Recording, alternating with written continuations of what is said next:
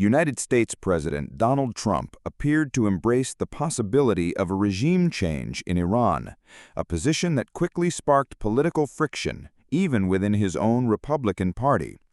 On social media, Trump lashed out at Republican Representative Thomas Massie of Kentucky, who criticized the president's provocative remarks, suggesting that Iran must make Iran great again or face consequences. Thomas Massie, who represents a deeply conservative district he refers to as Appalachiastan, condemned the tone and implications of Trump's statement. "This is not America first," Massie wrote on X, formerly known as Twitter, referring to Trump's long-standing nationalist slogan. His post emphasized the potential dangers of foreign intervention, especially in volatile regions like the Middle East. In a fiery response, Donald Trump did not hold back. He labeled Massie as a simple-minded grandstander, accusing him of political naivete and painting him as someone who would prefer Iran to develop advanced nuclear weapons while simultaneously inciting anti-American sentiment. "They scream death to America at every opportunity, and he thinks it's good politics to let them continue," Trump posted, referencing Iran's historical hostility toward the United States. This exchange came on the heels of a major military operation. President Trump had announced that United States forces successfully conducted airstrikes on Iranian nuclear facilities. The strike, according to Trump, effectively removed the nuclear threat, taking the bomb right out of their hands, as he described it. However, Representative Massie questioned the legality and wisdom of the operation. "When two countries are actively bombing each other and a third joins in, that is an act of war," Massie argued.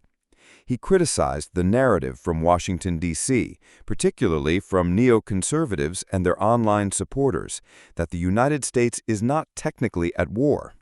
"I'm amazed at the mental gymnastics being undertaken to justify war without calling it war," he added. This incident has illuminated a widening rift within the conservative movement.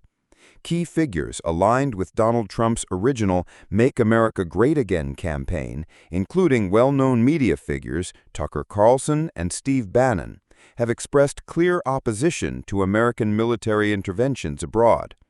Their stance reflects lingering frustration over the failures of the Iraq and Afghanistan wars, which cost the nation thousands of lives and trillions of dollars, with limited success to show for it. Despite this, the majority of Republican lawmakers have expressed support for the president's military decision. Many within the party praised Trump's resolve, characterizing the attack as a necessary measure to curb Iran's nuclear ambitions and deter further aggression in the region. Donald Trump, seemingly aware of internal pushback, attempted to consolidate party unity by highlighting past Iranian offenses. "Iran has killed and maimed thousands of Americans. Let's not forget they also took over the American embassy in Tehran during the Jimmy Carter administration." The president's narrative framed the strike as a calculated defensive measure aimed at neutralizing a long-standing threat rather than an unprovoked escalation. Trump's direct criticism of Massie underscores his intent to maintain strict party discipline. Over the past few years, Trump has solidified his influence over the Republican Party, often silencing dissenting voices through public rebukes and social media outrage. The incident with Massie is just the latest example of this pattern. At the heart of this debate lies a fundamental question about America's role on the global stage. Should the United States continue to act as a global enforcer, particularly in regions like the Middle East? Or is it time to return to a more restrained foreign policy focused on national interest and avoiding entanglement in foreign conflicts? As tensions continue to rise with Iran, this internal struggle within the Republican Party may shape not only the party's future direction, but also broader United States foreign policy in the years to come.